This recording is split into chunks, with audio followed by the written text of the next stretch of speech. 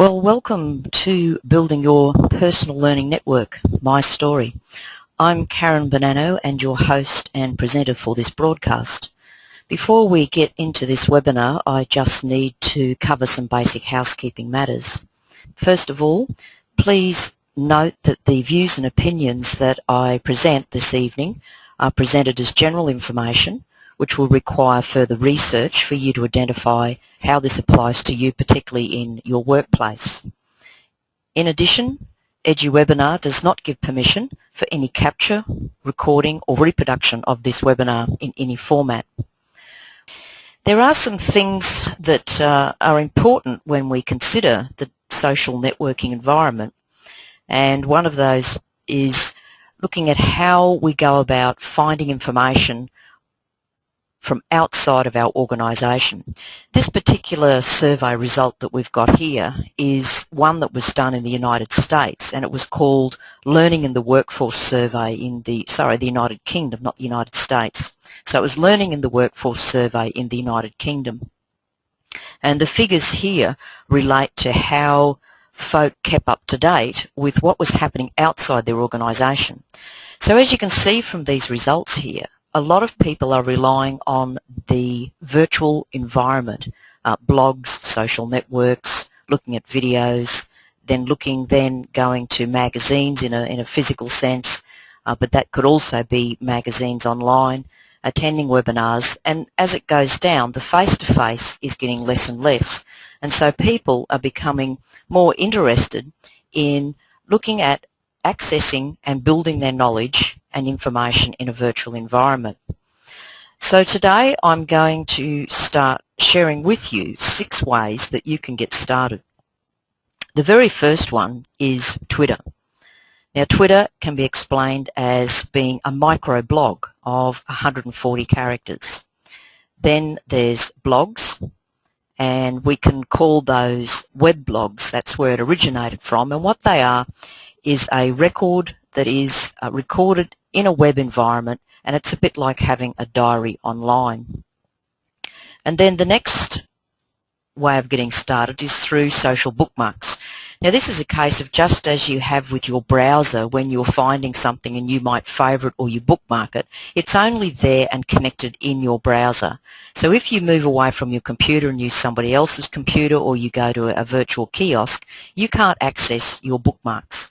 So the social bookmarks is an environment that allows you to capture web links that you want to go back to, that you want to refer to in future environments. The next one we've got is videos and presentations. So we've got here things like YouTube, things like PowerPoint presentations, and by accessing those we can also gather information that will help us in our personal learning environment. Then there's social networks, and the most popular ones being Facebook, LinkedIn, environments like Google+. So they're environments where you are networking with other people and you're linking in, connecting with each other in sharing of information, but also engaging in conversation. And then the last environment is the curation environment. So really, what is a personal learning network? It's not a new term, because for many of us we've had the face-to-face environment, or we've had our various conferences where we network with people. So a personal learning network in contemporary terms now is an informal learning network that consists of people who we interact with, and in the virtual environment we may never have actually personally met these people, or we may not even know them personally. We know them because of the work that they do and that they share through their own personal learning network. So here we're able to make connections with other people with the specific intent to be able to engage in some type of learning, but also engage in some level of communication. And who needs a personal learning network? Well, educators, particularly as we work sometimes in isolation or we work alone, being able to access at our fingertips information through connecting with like-minded people is a significant advantage. Anyone who's actually in business executives, they are also needing to keep up to date, watch the trends, get an understanding of their market. So by connecting in through a personal learning network in a virtual environment, it's a pathway that they can take.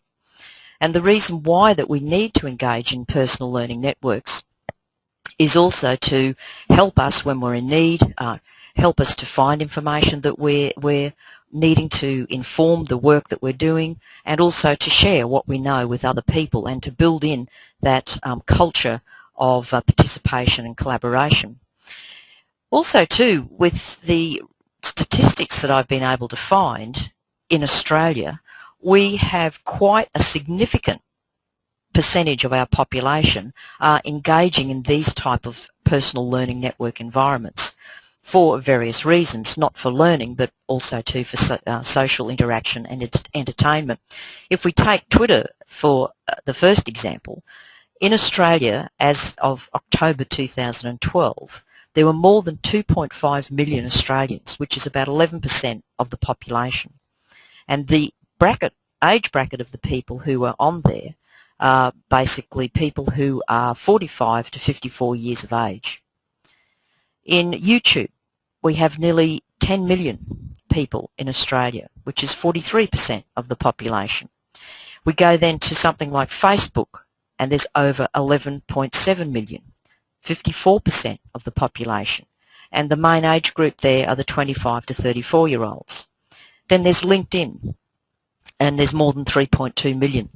And LinkedIn is a professional social network environment where the majority of people who are engaged in that space are 45 to 54. So it's 14% of the Australian population. So really with any of these, it's quite possible that you can connect with like-minded people with that percentage of the population engaged in those environments. So let's go through each one of these and look at some of the particular features, but also look at some of the ways that you can use them to exercise your personal learning network environment. So if we go to the first one, we've got Twitter. Now Twitter is the 140 characters, and it's quick, it's concise, and to a certain extent it's less time consuming than some of the other environments. So with Twitter you can browse the categories to find areas of interest and people who are tweeting in that environment. So there are categories like music and sport and news and technology, and you can find people in there who are prolific tweeters on those particular topics. Another way is that you can actually go up here to the top, and you don't need to have a Twitter account. You can actually just key in some search there, and you can basically use your hashtag to be able to search in those spaces as well. So as an example, one that I looked at recently was some terms that were coming across my table, and one was the problem-based learning or project-based learning. So with Twitter you can enter those search terms, and what it will reveal then are people who are tweeting about that particular topic, and that way then it becomes easy for you to be able to find out more information on a topic that is trending or a topic that is prominent within your particular profession. One that came up today that I saw some information on was the maker movement, and so again by entering the term into the search term you can find out what information and what people are presenting on that particular topic about the maker movement and how it is having an impact within workplaces, but also the trending is that libraries are becoming that community space where maker movement is having an impact. Another way is that you can, when you've found some people who appear to be sending information out that's really important and useful for you, you can then go up into the profile and look at the keywords. And again, if the keywords that are in the profile are relevant to you, then that's someone that you can follow. And that way then they come into your space and you're able to monitor what they're tweeting and then just link into the particular areas that they're working in.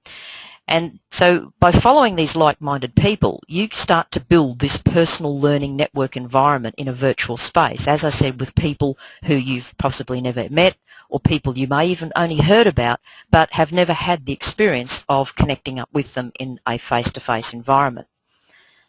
With Twitter, you can follow, and when you follow people, you can click on the links that they have within their tweet. So here you'll see that there's a link there, but there's also a hashtag, and hashtags are a way that you can follow a particular group. In this case, the hashtag there is the Australian TL hashtag.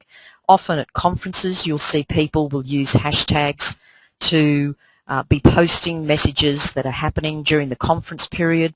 So there's other ways that you can use those to look at what is the topics that are being discussed that are relevant, and in this way it's kind of a niche area of the Twitter community by having the hashtag. When you're in this environment, you can also reply to the author, and that's a way that you can build a relationship by replying to the author in their message. And within the Twitter, it will have a little reply click, and you can link on that and reply to the author. You can also direct message. Now this means it's not a public display, it's actually you doing a direct message with the particular person.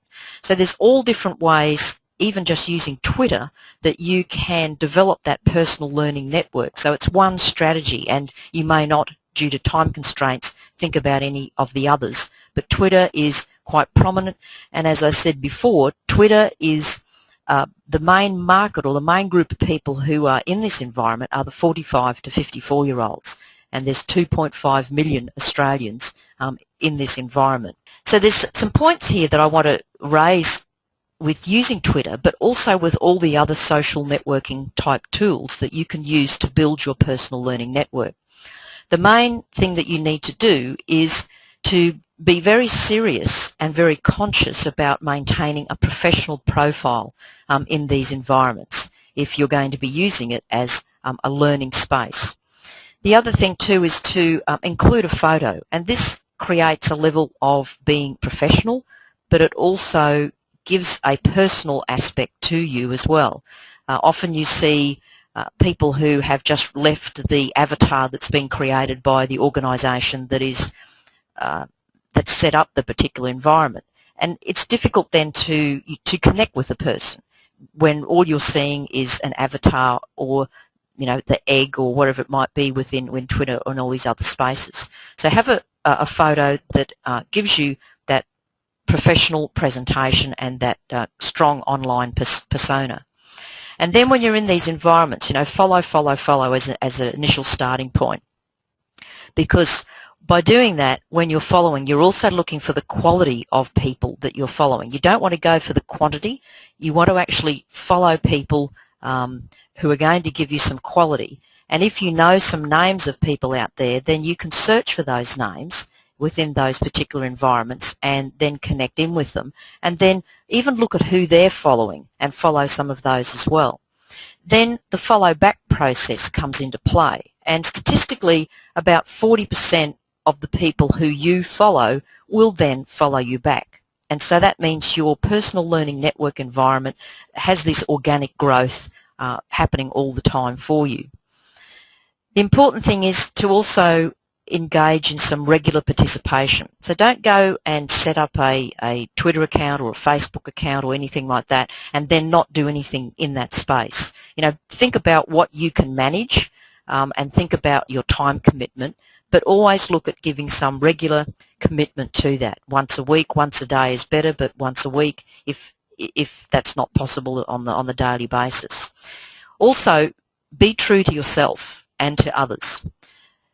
This means basically that you want to be seen as someone who's a real person in those environments, and being real in the way that you share information, the way that you may also ask and request for assistance and help.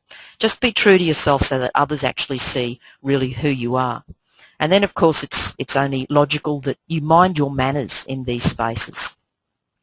Don't get involved in posting a comment that is a derogatory comment or that could be defamatory or anything. Just basically mind your manners within these spaces, because once it's out there, basically it's like toothpaste out of the tube.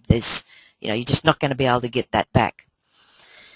Also too, look at the give and take, and there's a general rule of thumb that what you do is that you post 90% of the information that's helpful for people, and then 10% is where you're asking for help or you're sharing specific information. Now this is probably more in the line of people who are in like a commercial world, whether it be providers to schools or whether it be people who are working in the field of providing services and support to schools. 10% of what you would be posting in these environments is that level, but 90% right up front has to be something that is going to be useful and helpful for the people with whom you're communicating. Then also too, be involved by contributing, making some comments, engaging in discussions, and that way then you can get really strong leverage out of your personal learning network.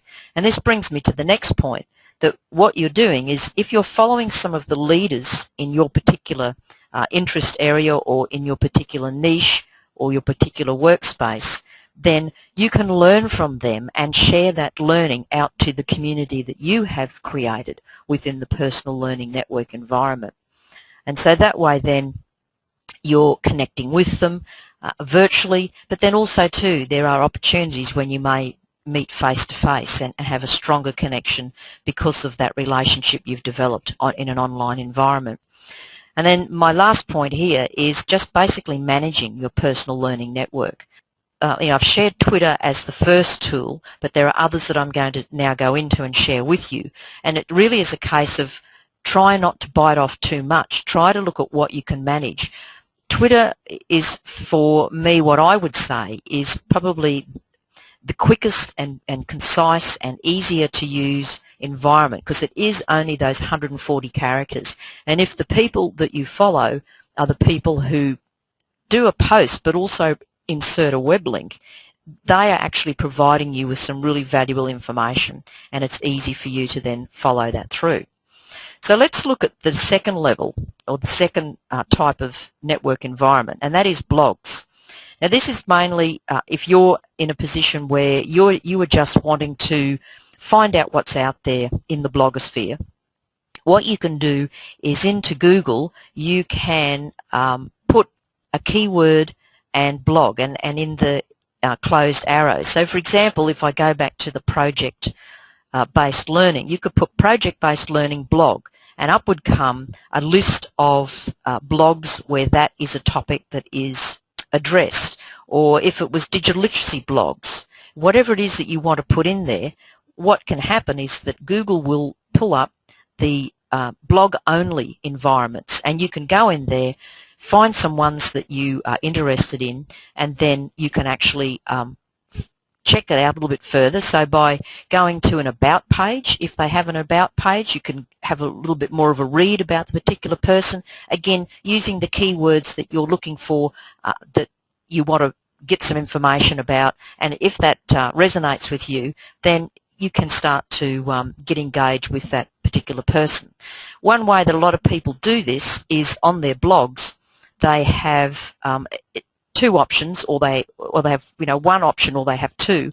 In this case here with mine, I have it that you can receive the blog posts into your email, or you can subscribe through an RSS feed. Either way, what's happening is that these posts are coming to you once you sign up for them. And that way then you don't have to constantly be looking at going out and going, oh, what was that blog that I was looking at that had this information? The information will come to you, and then you can manage then how you want to save that to be able to retrieve it later.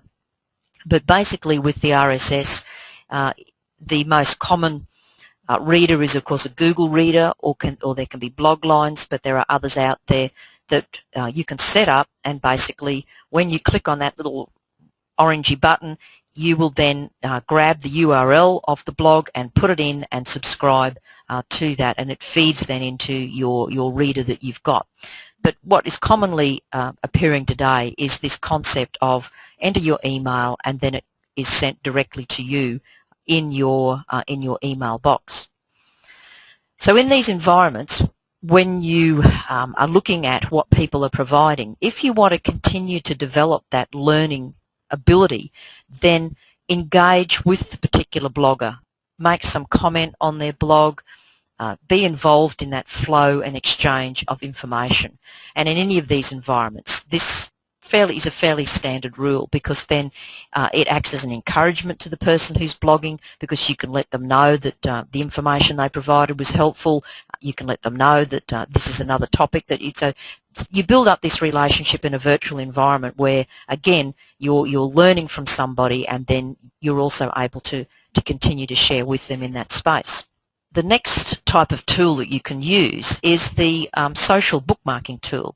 So in this case here, I've got the Digo as one example, but there's also Delicious as well. So there's two of them, and basically the way these are structured is that when you are finding websites that are of interest and that you don't want to lose them, but also too that you might want to share them, you can set up a social bookmarking account in Digo. Now, for most of these environments, what they usually do is you can sign up by using your primary email and you create a password, and then it will send a message to your email account, and then you will confirm that it is really you who's requesting this particular space, and then you can start building your environment. In other ones, and Digo is an example, is not only do they allow just you to create a username and your first name, last name, email and a password, but they also allow you to use social networking environments like Facebook, Twitter, Yahoo and Google as an entry point. Instead of going in and setting up a whole new profile, you just basically link in using those. But here with social bookmarks, what we've got is, again, if you see up in that top right-hand corner, the search button is there. Again, you can go in and you can type in your keyword that you're wanting to find information about, and it will bring up various spaces that have been created where people are sharing those type of links. The other way then, once you've actually found those environments, is to read the annotations that the person has added there, and then to follow through on the link. And you'll also see immediately under the annotation that's here in the link is how I've allocated my particular tags. Now, the way of creating the tags is very individual. It's really a case of what the person's interests might be, and so the tagging very much it is a personal creation that you do there. It's not exactly driven by any standards in any way, but you could, if you wanted to, if you had a set of standard words that you were wanting to use, particularly if you were wanting to utilize it within a classroom environment, then you could set those tags up. So you could even set it up as Year 10 Geography or Year 9 History or anything like that. How you set up your tags is totally up to you. But what you're able to do is then go into other people's libraries, grab some information there and bring it across into your space. The other way to do it too is to browse the group categories. So there's all groups listed here, and the groups are basically around particular key phrases. One group that I follow is on digital citizenship, for example. Another group that I follow is the group that's been established by the AusTL network. So there's different groups that you can find, and what they do is, again, they're drawing together web links around a particular topic. And so then you can join that group, and when you join that group, you will get posts when the person adds more to their particular group space and to their libraries. And then, of course, you can follow these people. Again, when you follow them, you will get notification of when they will post information. So it's just another way of building that network, and also then adding a little bit to your own as you go. If you too want to set up, say, a Digo or a Delicious space and have it as a way of capturing the websites that you go to often that you actually want to find more information about. Then we get to the next level, and this is looking at video and also slide presentations. There are other video environments as well. I mean, YouTube is probably the most common one, and as I said, there's nearly 10 million Australians on YouTube, which is 43% of the population. That's just in Australia, that's not worldwide. But within that environment, you will find lots of videos that are about tutorials to help you do things, demonstrations that you can look at that if you can't actually find something for students, it could be a slow motion animation of, the fast motion animation of a butterfly being born. So there's all sorts of things out there. Of course, there's the issue of the blocking of YouTube, but basically, if you can find something that is useful, then it's a question of then trying to work around how you can get access to that for the students. Now, there is the TeacherTube channel as well, so there's different environments where you can come into to get access to videos. And again, it follows the same process. You follow people, you link in to what they're presenting, but in all of them they have this search facility. So you can go in and you could type, well, how to set up SlideShare as an example, or you could type in something about dealing with any particular thing that you're trying to learn, so that you can get some instructional advice.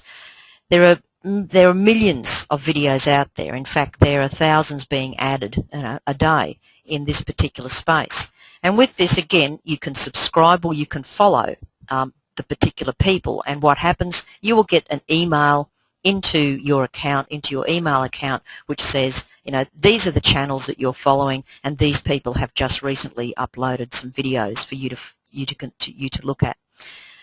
Also, too, if we look at the SlideShare as an example, again, you follow people in YouTube, you subscribe in SlideShare, you follow people, and also, too, in both the environments, when you look at one particular video or one particular PowerPoint presentation, you will also get all the other related aspects as well. So that means it's actually accumulating and collating like topics into the one space, so that you're not having to continue to go searching. So it's just another way of using a network environment to enhance your professional learning. Then for most of these tools, or in these ones in particular, there is always a level of description that sits under the video or under the SlideShare. And often what people will do is they will put a web link in there, which allows you then to click on that to go to their site, where you will again find more information. And if they have a blog, you can subscribe to their blog. If they have other information there, you could capture that and drop it into a Diigo account. What we're doing is using different tools to try and look at capturing as much information as we have on a particular topic or on a particular niche area that we're wanting to focus on, so that we have that at our fingertips. Then with the fifth one, here's the different social networks, and there are varying different views and opinions on what these really are worth. If we look at Facebook, the statistics for Australia indicate that there's like 54% of the population of Australia are on Facebook, but the majority of the people are between 25 and 34. So if that's, that may not necessarily be where you think you would find people that you wanted to connect with.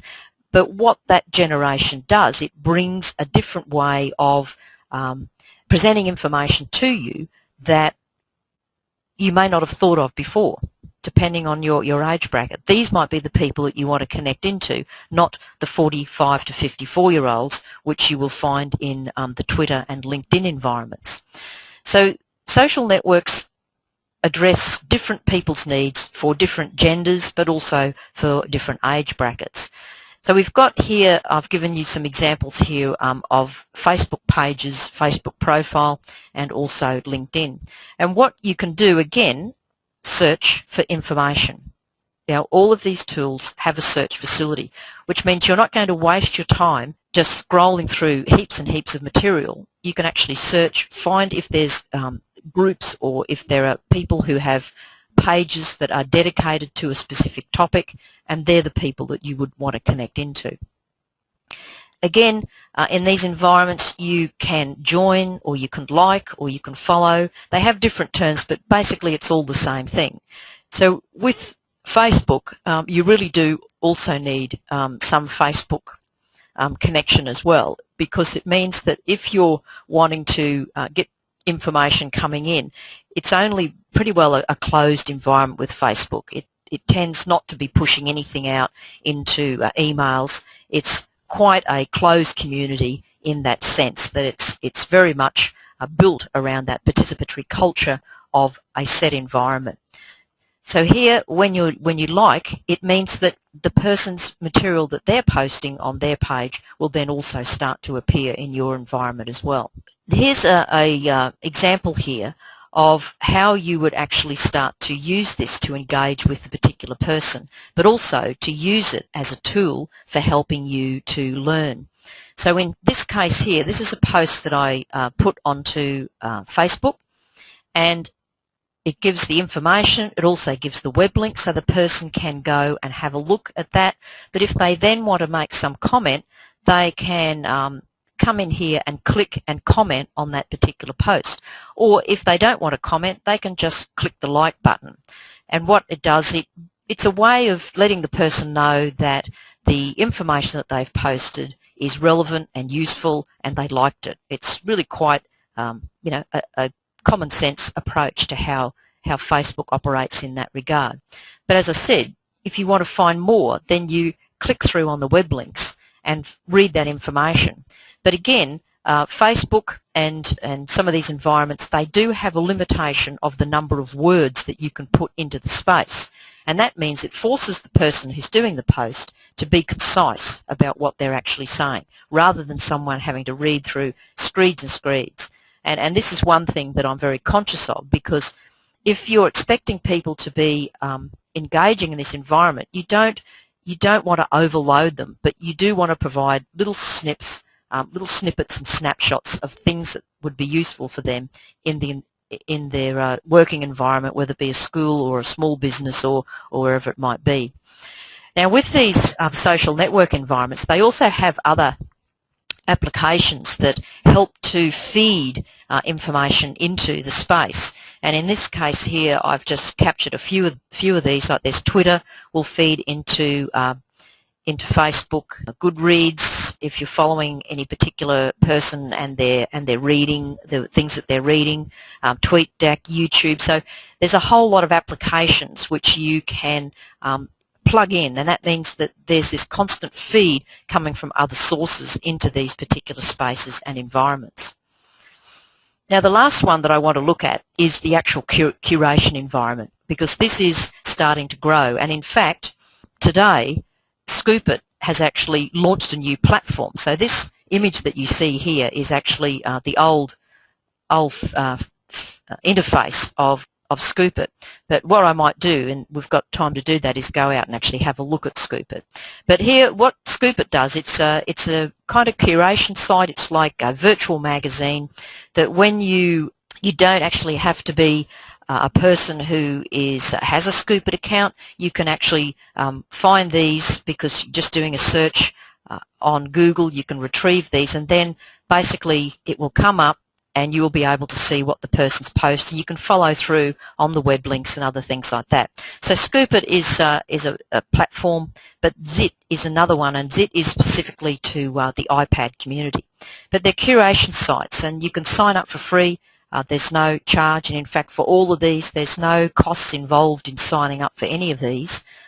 Basically they're free tools that you can use to build that personal learning network environment.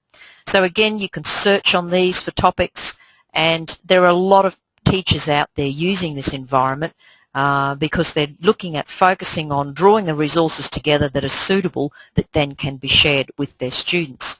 So you can search on a topic, or you can search on the name if you're seeing if one of the people that you're aware of who's out there, who could be a colleague, a like-minded colleague, or a leader in the field. You can do a search to see whether they have a Scoop.it site there. Again, you can follow these people. Now, to follow them, it does mean that you do have to have a Scoop.it account, so that you can come in and follow these people to be able to look at what they're posting. So you can set up your Scoop.it, and then you can start to build, and I'll show you how you can build it without even really having to think too hard about it.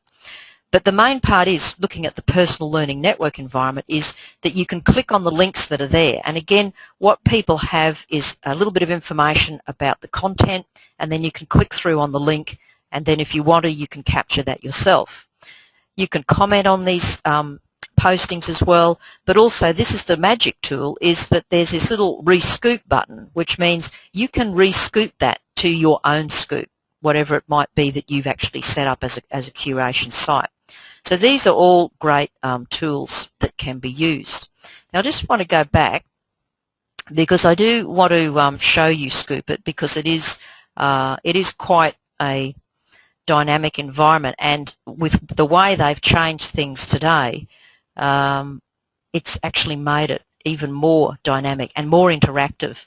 So what you should see there now on your screen, this is a scoop that I've got, one of the scoops that I've got. Now what's been added today is this insight box, which means the person can enter their URL that they found that they want to share, add their information, and then the way I'm using this insight is to focus on a particular part of this article or this website or whatever it might be, to say, you know, what this might be important for.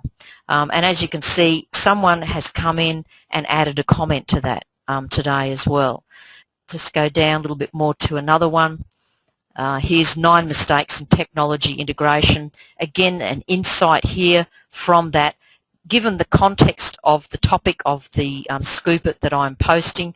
So even today, with just this change, it started to generate for me people adding comments, whereas before that was a rare occasion. And this is the thing with these social networking environments, they're constantly changing all the time in the way that they're updating the whole process.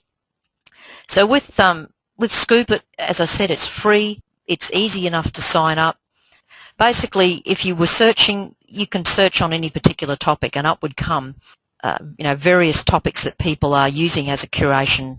So in a way, this becomes a virtual digital curation environment, but it's a great tool then to be able to say, well, here's the link, and you can go to that and access these particular resources.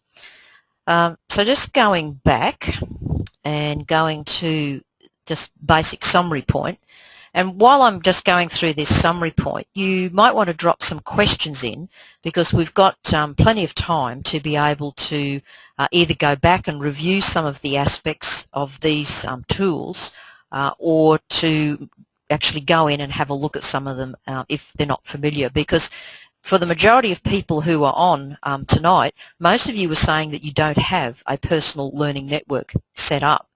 And one person had theirs set up, and they said that they were using the Scoop It environment with the curation tool.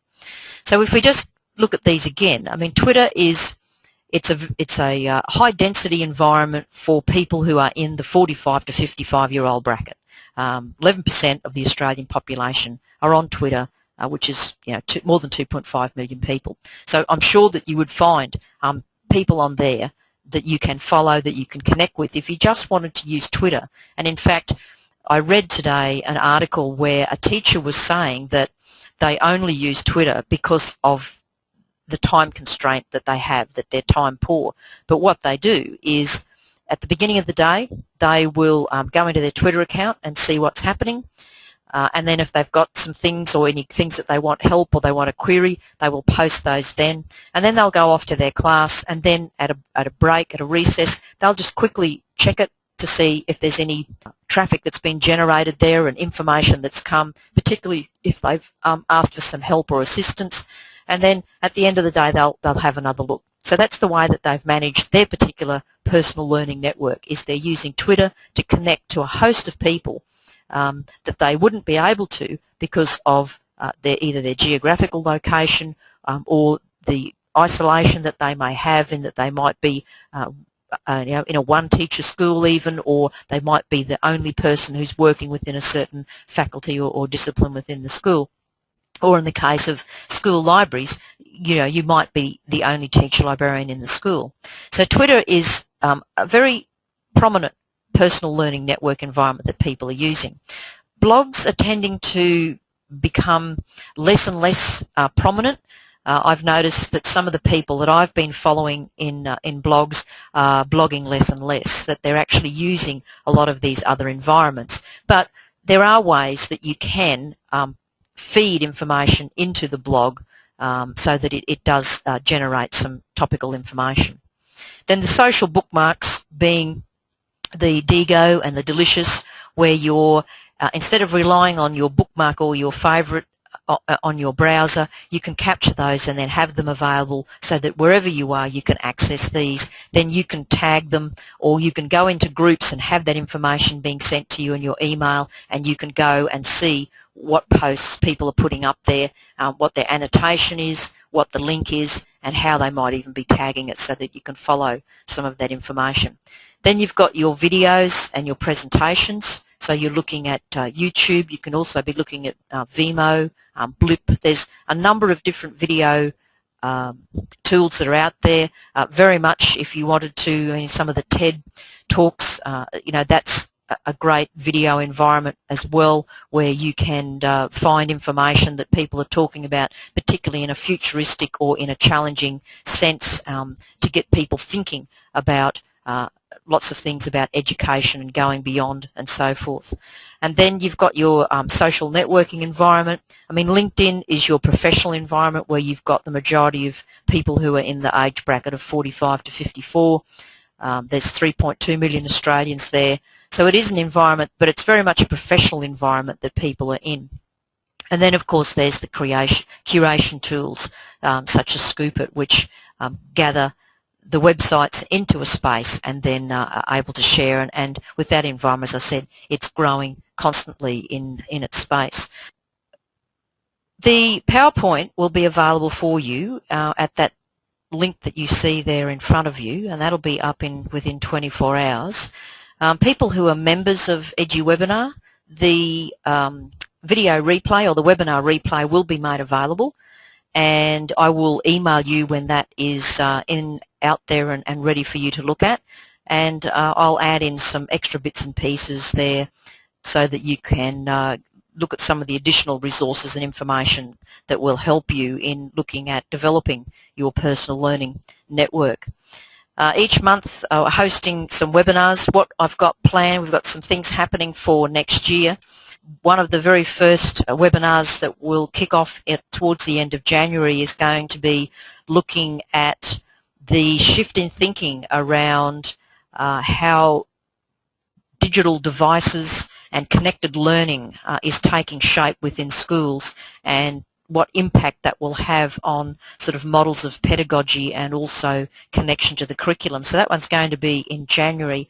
I'm also going to bring in a free webinar which is called A Point of View, and the idea of that is it will be basically getting a couple of people online to talk about some of the issues like the you know, should schools be blocking websites, you know, all those questions that are being asked, and some sort of little bit hot topics, even a little bit controversial, getting people in and giving their point of view in those regards. Now, one that we're holding, that I'm hosting on behalf of another organisation, and members would have got an email today about it, is working in with Enhanced Direct and hosting a webinar for them, which they've entitled Enrich Learning with AV Content in Your Digital Classroom. And it's going to be the team from Enhanced TV Direct will be giving some demonstration and talking about their product that they have, and basically taking questions from people like we do. So the type of environment that we're in tonight, where there's presentation, there's demonstrations, there's the opportunity to ask questions, that's what these folk will be doing as well. So that's a sponsored webinar with Enhance, and that's going to be at the end of February, and I'll have some information up on the EduWebinar website very soon that other people can connect in and see that and link in for that particular event.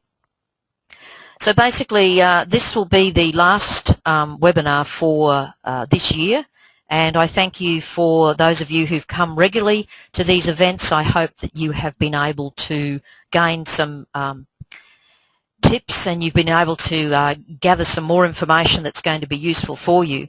So it's been great presenting to you in this 12 months, and I wish you well for the Christmas season and look forward to seeing you online in the new year.